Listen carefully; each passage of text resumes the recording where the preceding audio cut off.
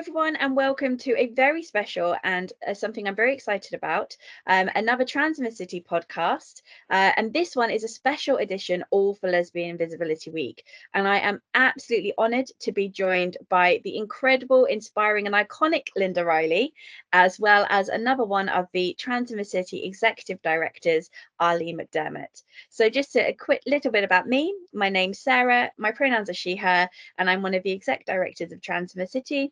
I also do a lot of work in Wales within the LGBTQ community, especially with young people and many other things like that. So I'm going to pass over to Arlene for her to introduce herself next. Thanks, Sarah. I'm Arlene McDermott. I am the Allies Exec Director for Trans in the City, and also probably a lot of people might know me from the London Stock Exchange Group, where my wonderful organisation has afforded me the ability to get involved in all sorts of activism for the LGBTQIA community. I'm leading the Allies initiative with Trans in the City, which I'm really, really proud of, and I'm really looking forward to getting into a conversation about allyship in this one. Linda. Yes, my name is Linda Riley. My pronouns are she, her. I am the publisher of DIVA Magazine, and I'm also the founder of Lesbian Visibility Week, and I am a Trans in the City champion. Indeed. So Linda, what a great place to start. So tell us a bit more about Lesbian Visibility Week. I know you must get asked this several times a year, but tell us what it is, why it started, and what inspired you to kind of kick it off. Yeah, so it started in 2020. There was an originally Lesbian Visibility Day, but I thought that wasn't enough to celebrate being a lesbian.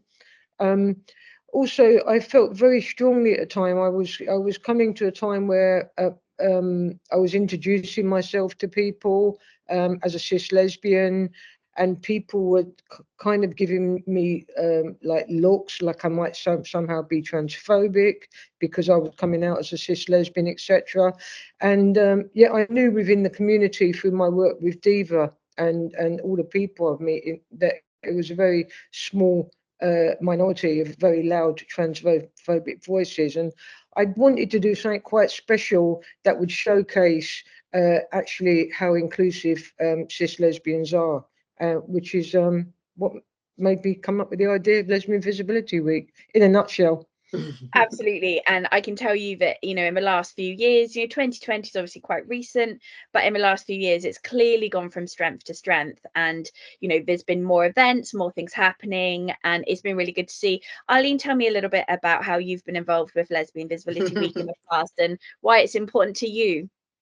Oh, it's there's a couple of things I remember Linda talking about, and Polly Shoot as well, actually talking about wanting to re-adopt the word lesbian. It had become a bit of a word that people weren't using and all this kind of thing, and and had an image about it, and what I loved about Lesbian Visibility Week was that we were owning the word again, which I thought was just fantastic and really, really important. It's important that we have our identity. I met Linda through people and contacts, and what was kind of funny was there was a guy sitting next to me in the office who was saying, "Oh, you really must meet this brilliant woman called Linda Riley," while at the same time I'm on email with Linda Riley, and I was kind of going, I think I'm talking to her already, and we had Linda come along to close the London Stock Exchange in a market close ceremony, which was it's a really wonderful thing that we can do. It's a real exclusive event, that not many people get to attend, the closing of the market, and we can put on a really good party at LSEG. And you definitely can. And I think having Linda close the stock exchange to launch Lesbian Visibility Week the first time, and has done it again since, and will do it again next week, is really, really special. And I think my other proudest moment was also when I had Bobby close the stock exchange as the first out trans woman to do so, and it really means something when you get to kind of mark like that. But then of course there's also brilliant things like the Diva Awards, and we have amazing collaboration and discussion that goes on across the community, and across the whole community. You know, you see kind of, you know, allyship across the whole community for the lesbian community. But one other thing that I'd say, why is it also important? It's important because we are continuing to see very few lesbians coming out in the workplace. So, you know, it's not, you know, we do see gay men coming out in the workplace, but unfortunately, we're still lagging behind in workplace visibility for lesbians. And I think it's across the board. And I think there's a kind of thought that, you know, women are already have barriers in their career because of the gender inequality that some organizations face, and organizations like LSEG are doing everything to break that down, to get rid of those barriers. So if I can hide the fact that I am a lesbian as well, you know, can I hide another barrier that there might be in my way, you know, which of course there isn't. And it's really important that Lesbian Visibility Week and the rest of the year is there to really call that out, to say being a lesbian is not a barrier to you. It's not a barrier to your career. It's never been a barrier to me. You know, I mean, if anything, it's made Linda famous. So bring it on. Linda's a professional gay. She's a professional lesbian. Okay. But it's interesting what you say, because, you know, I was someone, my brother likes to make jokes about Lesbian Visibility Day and now Lesbian Visibility Week, and says, oh, I can finally see you for 1 week of the year. The rest of the time you're hidden. And he likes to make jokes about me taking off invisibility cloaks and things like that. But the reality is, actually, for me, in my past career, you know, I find myself very fortunate in that I am now very, very visible, especially in Wales. You know, and there's a lot for queer women, lesbians, those who are non-binary, trans women in Wales, and there is that representation is getting there, should we say. But actually, in previous roles, I was very much not out. So actually, and I did find that it was a complete barrier to my career. So I actually find these days, I feel how lucky I am that I'm able to be openly out in all 5 of my jobs. So I have 5 different roles, and, you know, different roles within those. But I feel very, very fortunate that in both my full-time work and my other roles that sit around it, I can now be openly myself, and I can shout it from the rooftops. And not just that, it's seen as a positive for me. It's by people who I work with, people I employ. It's now a positive thing. So for me, it certainly used to be. I used to be in the education sector, and it was certainly a barrier for me at the time. I certainly was not safe to come out in that environment. And I think that is the other side of it with Lesbian Visibility Week. You touch on a really important factor there of intersectionality, and something that, you know, there are so many barriers to women in general still. There are still hurdles we have to overcome. And I think it's so important for those that are maybe still struggling with their identity, or struggling to come out in their workplace or in their personal lives, that actually this week exists where people can have that representation. And I work with young people, and I can assure you that this week means an awful lot to them, because visibility matters. If you can't see it, you can't be it. And for me, that's what is so important about Lesbian Visibility Week. So yeah, Linda, it's amazing. It's an amazing initiative. And before we go any further, can you tell me why, you know, we know you're an incredible trans ally. That's why you're one of our champions in Trans in the City. But can you tell me just a little bit about your journey in allyship as a lesbian, your allyship to the trans, non-binary and gender diverse community? Yeah, I mean, I can. First of all, just to end on that note, I wanted to say about, we were delighted at Lesbian Visibility Week now to have Nancy Kelly leading it. She's the executive director of it, and that's such a good win for us. So if you're listening in, Nancy, thanks for everything you're doing. So, and thank you for bringing something to Wales, to the Senedd, because I'm really looking forward to that. So thank you for that as well. It's nice to have something in Wales, so thank you. Yeah, no, that's fantastic news. Yeah, so my journey in allyship is been a strange one, because it's not been a deliberate journey. It's just been a natural journey of speaking out. You know, I've always spoke out against injustices, and there was a time where there were a lot of voices being raised with very transphobic comments, and my view was not in my name, and not in the name of Diva, which I of course own, you know. And Absolutely.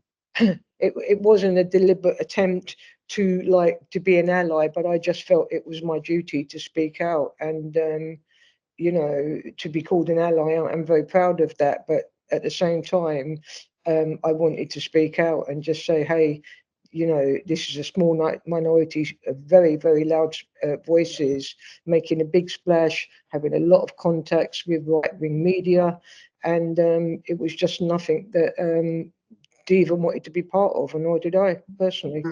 Love that. Let's talk a little bit more about that then, because I think there is this narrative, shall we say, there is this narrative that lesbians are split, and you get some lesbians that are some of the most inclusive of trans women and those who are non-binary, but then there's also this perception that maybe it's right, that there are a number of cis lesbians who are some of the most vocal anti-trans people out there who are making these transphobic comments. So Linda and Arlene, after, you know, tell us a little bit more about what you know and what you're seeing and what you're witnessing, and any studies that you may have come across that sort of maybe agree or disagree with that.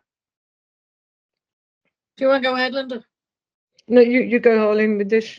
Yeah, I mean, I think, look, we see a lot of allyship between cis lesbians and the trans and non-binary community. That's for sure. You know, I agree with Linda that it's the noise, which unfortunately is driving major decisions to be made that affect people's lives in sport, in, you know, prisons, in politics, in party alignment, in healthcare especially. That, you know, it's incredible the power of the minority, right? So we shouldn't ever think that because it's a minority it doesn't matter, because it does. And the trans community is suffering at the hand of a misconception that it's only one or two people.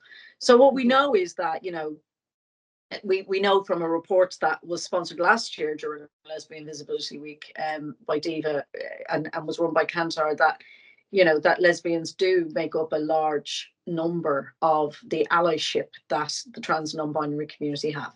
So that's great. We also know then that we have things like the LGB Alliance, where again we have people such as Alison Bailey and others. And I loved, Linda, I think it was a couple of years ago, Linda, when you were like, I didn't create Lesbian Visibility Week for this nonsense. And I think you outdid some pretty major people on Twitter that day. And I think it was still called Twitter then. So anyway, you know, so we do see that there are these kinds of organizations that are forming around exclusion of the trans and non-binary community. So, you know, so that's happening. You're always going to get divides within our community, but I think for trans and non-binary people, there's just absolutely no reason why we as a community shouldn't get behind them, you know, and allyship can be a word that we throw around very lightly. What we're talking about really here is just being a friend. The thing that binds us all in this community is that we have all suffered the same level of discrimination for the same reason, something that we just are, right? And why then is it okay that we push aside a group of people and in some way, you know, discriminate against them for having suffered in exactly the same way as you did? It's the common experience, lived experience that we all have across our community. For, you know, I can't change who I am, but I know that I may not be accepted. And the trans and non-binary community are just going through that, just like lesbians did in, you know, a few decades ago in Ireland, not that long ago. You know, gay men went through it. You know, we all have to absolutely get together. But and that makes me sad to think that we have those factions now. And that's why Trans in the City, you know, and I'm particularly passionate, and I know you are, Sarah, and obviously you are, Linda, about raising up the voices of allies so that we can, you know, we can show that support and friendship. Right. We need to shout louder. We need to drown out and you're right, it is a minority. And so much of the views that are you know, those transphobic views that are being spouted everywhere are based on complete misinformation, sometimes out and out lies. And, you know, we need to come in and you know, myth bust and get rid of all of these and come in and talk about, actually, no, this is the truth, this is the reality. And we've only got to look at the recent CAS review to see just how this minority have managed to infiltrate something that is going to have, or potentially have, dire, catastrophic impact on trans non-binary young people. And it's because those voices have been loud. Yeah, and Sarah, let me just I'm, you know, I work in financial services and I stare at spreadsheets all day, so I'm somebody who just loves a number. But let's just take a second to deal with some of those myths, right? So, like, you know, we've had all of these all-out bans in a variety of sport that ban trans women. Let's be very clear, trans women from sport, exactly. right? So including chess, right? And just as an example of how ridiculous this is, you know, there's something like 15,000 women who play rugby in the UK, right? Not all of them at a professional level. The ban of trans women in rugby affected 3 people, right? There's something like 268 trans people, trans and non-binary people, who are currently in UK prisons in a population of nearly 84,000 people, right? 268. There is only a handful, 48 of those are in female prisons, and only 5 of them identify as trans women. So the panic attack that's going on right now about, you know, trans women in women's prisons is ridiculous. Refuges, women's refuges, have gone through survey after survey after survey of their facility users and their staff, who have said that for decades they have allowed trans women into their facilities because they're all coming in for the same reason.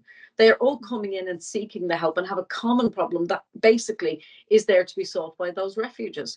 So, you know, and I can go on and on and on about the amount of just utter nonsense that is being put out there. You know, when people talk about trans women in sport, my view is that I don't actually think trans women are very good at sport, because they've never won a medal. They've never really outshone in any particular sport. You know, it's outrageous, the amount of nonsense that is going on at the moment, when you just have to read something a little bit beyond a headline to find out that it's just not true. And I'll shut up on this because I could go on.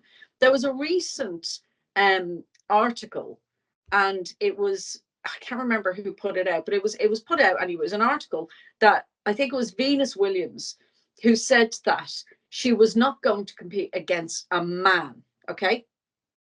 So and when you look at the photograph of her competitor, it's supposed to make you think that this was a trans woman.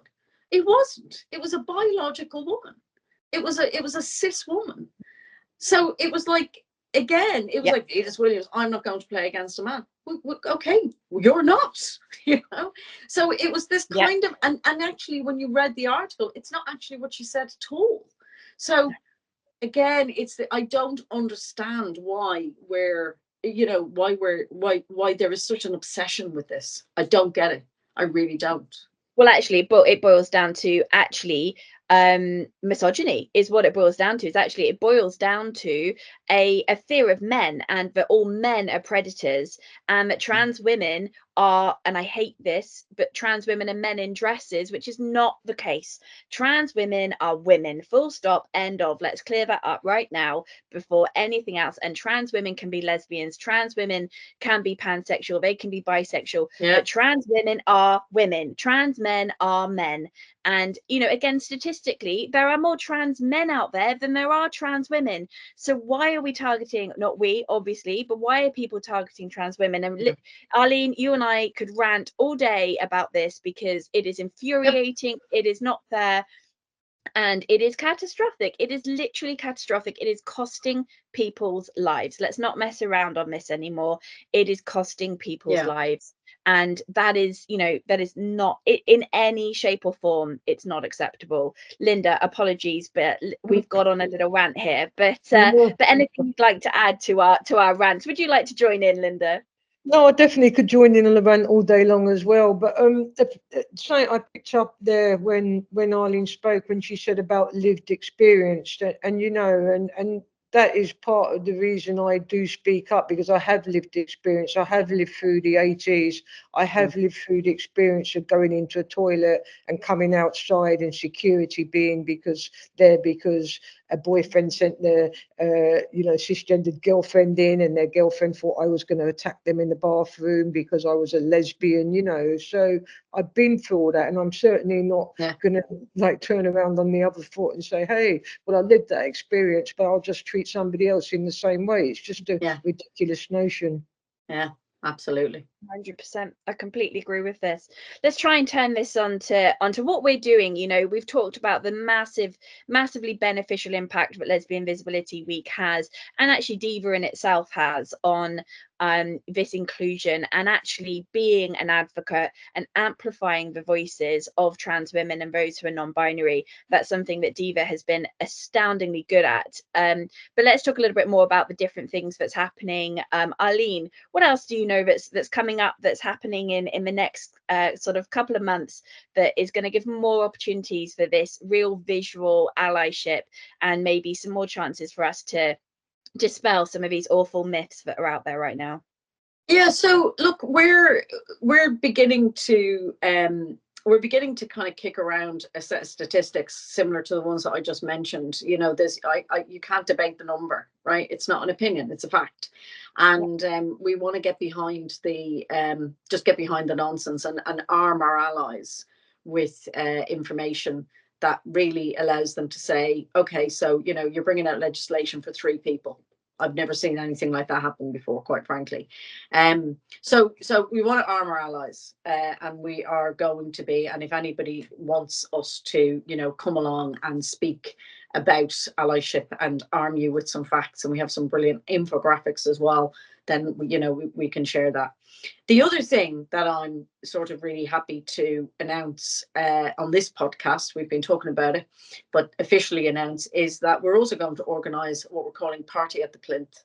So this is on the 19th of September, unless the date changes, a wonderful installation of 1,000 trans faces is being erected on the empty plinth in Trafalgar Square, and we want trans and non-binary allies to get behind it, to get around it, and let's have a party, and let's celebrate the community, and let's really show up and celebrate. So Linda, hopefully you'll be able to get there with your posse. Be very, very cool. But what we want to do really is just really amplify trans and non-binary voices and really celebrate, because there's a hell of a lot to celebrate here. There's a lot of people to celebrate, fabulous, wonderful people, that we should be just marveling at their strength and their courage, and what they have to go through. I mean, in today's society, if you look at what's going on in the world, and yet you still go ahead with your transition journey. How brave is that? I mean, that's beyond anything I've seen before. That is superhero level bravery. So we should be celebrating that, and that's what we'll be doing. So Party at the Plinth will be releasing some more information about that. That says so much, doesn't it? For people to be transitioning despite all of the hell that they're facing says an awful lot about how much they need to transition and how much of a life-saving thing that is.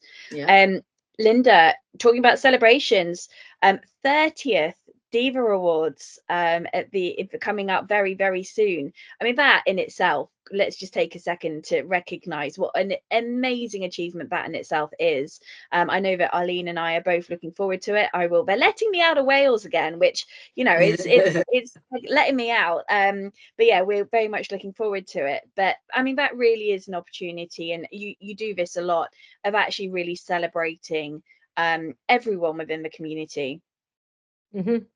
Yeah, no, we're very excited. It's our 30th birthday this year. Much going on. The fact that we've managed to survive in this digital age and still be a print magazine. Well, obviously, I feel we're more than a magazine now. We are a voice for LGBTQI and non-binary. It's a community. Yeah, so it's great the way that it's grown. It's thanks to people like Arlene, with her other hat with the London Stock Exchange, Headline sponsoring us. It's just really good to have this strength behind us and this support in the community.